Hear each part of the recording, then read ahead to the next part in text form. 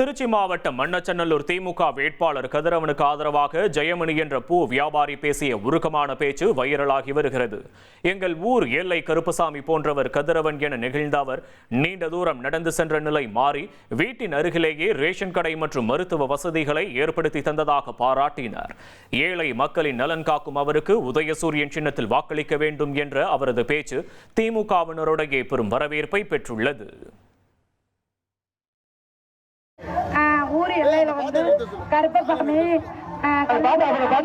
ஐயனார் இருப்பாரு. ஆனா நமக்கு இந்த கதிரவன் அவர்கள் சார் தான் நமக்கு கருப்பசாமி மாதிரி.